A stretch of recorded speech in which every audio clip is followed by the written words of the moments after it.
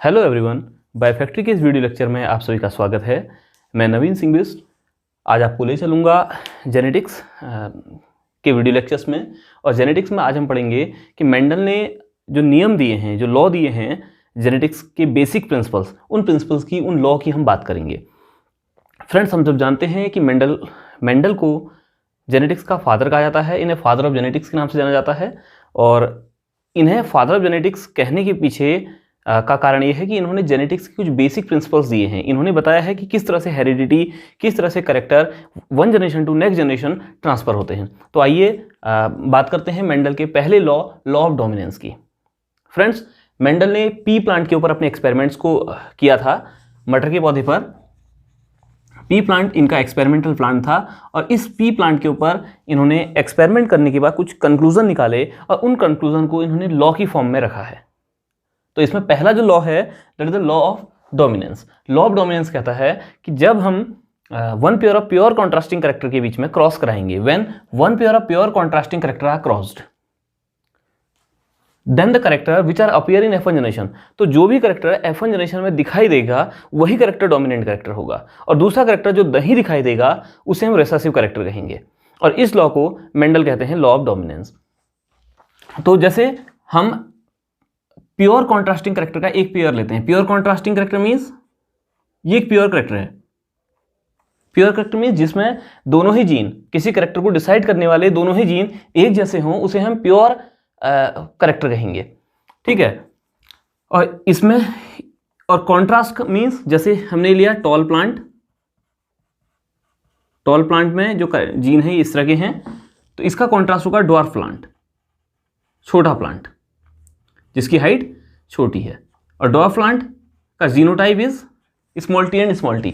ये भी प्योर है, ये भी प्योर है। अगर मैं इसको एक कैपिटल टी लिख देता और एक स्मॉल लिख देता तो it means this is not pure, it is heterozygous condition and it is hybrid character. लेकिन जब एक दोनों ही जीन, किसी कैरेक्टर को डिसाइड करने वाले दोनों ही जीन जब एक जैसे हों तो इसे हम कहेंगे प्योर कैरेक्टर। तो one pair of pure character के बीच में जब क्रॉसिंग कराई जाएगी तो इसे हम कहेंगे P1 generation, must means first parental generation. तो क्रॉसिंग के बाद, क्रॉसिंग कराने से पहले हमेशा हम गैमेट का फॉर्मेशन देखते हैं। अब यहाँ आपको ये डिप्लॉयड ऑर्गेनिज्म है तो दोनों जीन एक साथ नहीं रहेंगे गैमेट की फॉर्मेशन में। दोनों जीन सेपरेट हो जाएंगे और इस तरह से गैमेट का फॉर्मेशन करेंगे। हमारी बॉडी के अंदर भी इसी तरह का होता है। और हमेशा ध्यान रखेंगे कि कैरेक्टर में किसी एक कैरेक्टर को डिसाइड करने वाले जितने भी जीन हो, जैसे इस कैरेक्टर को डिसाइड करने के लिए डिप्लॉयड कंडीशन में आप देख रहे हैं तो दो जीन टॉल प्लांट को डिसाइड कर रहे हैं, तो जब भी गैमेट बनेगा तो एक गैमेट में एक ही कैरेक्टर जाएगा। माना अगर इसके गैमेट बनते तो एक गैमेट में कैपिटल टी जाता और दूसरे में स्मॉल टी जाता। ये चीज़ आपने ध्यान रखनी होगी। दोनों के दोनों एक साथ नहीं जाएंगे, दोनों में से एक ही जीन गैमेट में जाएगा। और गैमेट हमेशा हैप्लॉइड होते हैं। मीन्स अगर ये डिप्लॉयड ऑर्गेनिज्म है, दो जीन आपको दिखाई देते हो, गैमेट में दो का आधा एक, तो एक एक जीन आपको देखने को मिलेगा। तो ये हो गए गैमेट्स।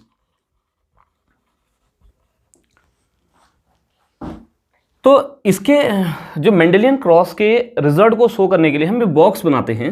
अब यहाँ आपको दो गैमेट हैं तो इस बॉक्स को हम दो भागों में डिवाइड कर देंगे ऐसे। तो जो बॉक्स ही बनता है, इस बॉक्स को हम चेकर बोर्ड के नाम से जानते हैं या पुनेट स्क्वायर के नाम से जानते हैं। आरसी पुनेट ने इसका यूज सबसे पहले किया था मेंडेलियन क्रॉस के रिजल्ट को इजीली रिप्रेजेंट करने के लिए। क्योंकि जब मेंडल ने जिस समय एक्सपेरिमेंट किए होंगे तो उस समय एक काफ़ी लंबी चौड़ी कैलकुलेशन भी मेंडल ने देखी थी। मेंडल का जो बैकग्राउंड था वो, उसमें मैथमेटिक्स भी था, तो मेंडल ने उस कैलकुलेशन को इजीली कर लिया। लेकिन हमारे समझने के लिए इस कैलकुलेशन को बहुत ज़्यादा सिंप्लीफाई कर दिया गया है और इस चेकर्ड बोर्ड के थ्रू ये कैलकुलेशन बिल्कुल सिंप्लीफाई हो जाती है और रिजल्ट वही आता है जो मेंडल ने उस समय अपने एक्सपेरिमेंट के दौरान देखा था। तो एक साइड हम इस चेकर बोर्ड में एक साइड हम एक प्लांट के गैमेट को लिखेंगे और दूसरे साइड दूसरे प्लांट के गैमेट को हम लिखेंगे।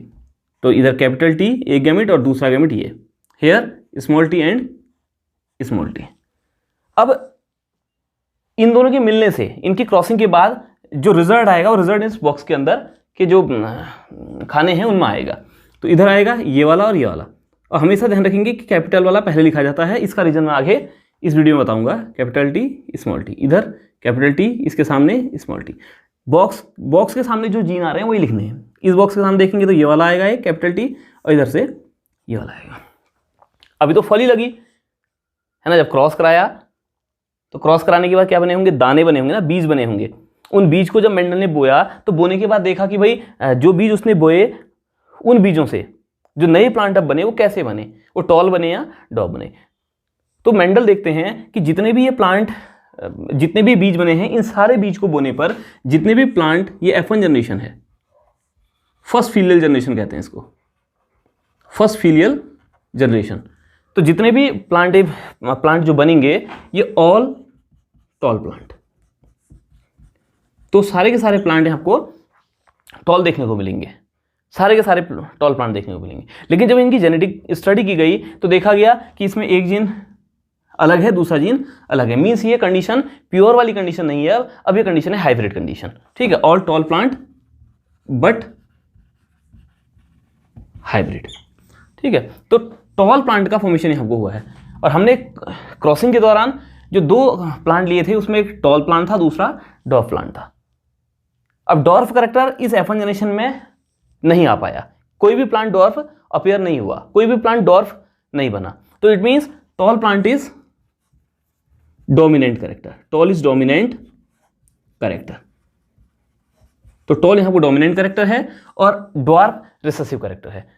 और इस लॉ को कहते हैं लॉ ऑफ डोमिनेंस, क्योंकि हमने देखा कि दो कॉन्ट्रास्टिंग कैरेक्टर को क्रॉस कराने के बाद F1 जनरेशन में जो भी कैरेक्टर आएगा वो डोमिनेंट कैरेक्टर होगा, और ये लॉ कहलाएगा लॉ ऑफ डोमिनेंस। और मेंडल ने जो टेक्निक इस क्रॉसिंग के दौरान यूज की थी वो थी emasculation. This technique emasculation. Emasculation technique में हुआ क्या कि हम जानते हैं कि जो पी प्लांट होता है ना, ये क्लिस्टोगेमस फ्लावर है। क्लिस्टोगेमस फ्लावर मींस ये क्लोज्ड फ्लावर है, इसका फ्लावर ओपन नहीं होता। और हर्माफ्रोडाइट फ्लावर है, mean male and female sex organ दोनों एक ही प्लांट के अंदर हैं, और प्लांट बाहर से क्लोज है, प्लांट खुलता नहीं है। तो इट मीन्स इसमें सेल्फिंग होगी, और सेल्फिंग के बाद जो भी सीड बनेंगे उन सीड को बोने पर, शोन करने पर उन सीड को, जो नए प्लांट बनेंगे वो सारे के सारे प्लांट अपने पेरेंटल प्लांट की तरह ही होंगे, उसकी बिल्कुल कॉपी होंगे। इसका मतलब यही यहां को होगा, ये है इसका मतलब। तो अब मेंडल ने टॉल और डॉर्फ प्लांट की क्रॉसिंग कैसे कराई, तो इन्होंने यहाँ पर एमस्कुलेशन टेक्निक को यूज किया।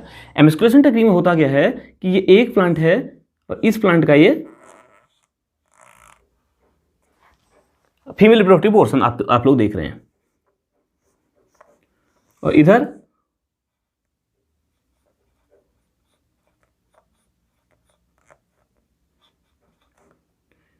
आप लोग देख रहे हैं कि मेल रिप्रोडक्टिव पोर्शन है। और मेल रिप्रोडक्टिव पोर्शन में जो स्टेमन्स हैं वो दो ग्रुप्स में डिवाइड रहते हैं। 10 स्टेमन्स हैं आपको, जिसमें से 9 के फिलामेंट यूनाइटेड हैं, एक बिल्कुल अलग है, 9+1 वाली कंडीशन है। तो मेंडल ने किया गया कि इस प्लांट को जब ये फ्लावर डेवलप हो रहा होगा, है ना, एंथर के मैच्योरेशन से पहले इन्होंने एक प्लांट के इनको कट कर दिया, है ना। और स्टेमन्स को कट करने की ये टेक्निक कहलाती है एमस्कुलेशन। तो emasculation is the technique of removing stamens from the flower before their maturation. इनकी मैच्योरेशन से पहले अगर इन स्टेमन्स को कट करके रिमूव कर दिया जाए तो ये टेक्निक कहलाएगी एमस्कुलेशन। और जो दूसरा वाला प्लांट था उसके एंथर से जब पोलन ग्रेन बने होंगे तो पोलन ग्रेन को ब्रश के थ्रू लिया और इधर आकर इन पोलन ग्रेन की डस्टिंग कर दी, ठीक है। और डस्टिंग करने के बाद जब पोलन ग्रेन की डस्टिंग करी तो इसके बाहर से एक बैग लगा दिया, जिससे कि कोई दूसरा पोलन इसके ऊपर अब ना आ सके, और इसको कहते हैं बैगिंग। तो एमस्कुलेशन बड़ी इंपॉर्टेंट टेक्निक है जिसको मेंडल ने अपने एक्सपेरिमेंट के दौरान यूज किया है। और इसको यूज करने का पर्पज ये था कि फ्लावर क्लोज था, फ्लावर सेल्फ पॉलिनेटेड था। माना ये ओपन फ्लावर भी होता तो दूसरा कोई स्टेमन, दूसरा कोई एंथर या पोलन ग्रेन किसी एंथर से पोलन ग्रेन आ सकता था, लेकिन क्लोज फ्लावर होने के कारण बाहर से कंटामिनेशन का कोई चांस नहीं है, इसलिए इस टेक्निक को यूज करना इन्होंने पढ़ा। और अपने एक्सपेरिमेंट के दौरान 7 पेयर ऑफ कॉन्ट्रास्टिंग कैरेक्टर इन्होंने लिए थे और उन 7 पेयर ऑफ कॉन्ट्रास्टिंग कैरेक्टर में इन्होंने इसी तरह का क्रॉस कराया और इस तरह के क्रॉस कराने के बाद ये पता चला कि उन कैरेक्टर्स के पेयर में कौन सा कैरेक्टर डोमिनेंट है, कौन सा कैरेक्टर रिसेसिव है। जैसे हम लोग देखते हैं कि जो कलर्ड फ्लावर है ये डोमिनेंट कैरेक्टर है, किसका डोमिनेंट है, ये व्हाइट फ्लावर का, ये डोमिनेंट होता है एंड दिस इज रिसेसिव। इसके अलावा आप लोगों ने देखा होगा कि जो राउंड सीड है ये डोमिनेंट कैरेक्टर को इंडिकेट करता है और रिंकर्ड सीड ये रिसेसिव कैरेक्टर है। और सीड के कलर में येलो सीड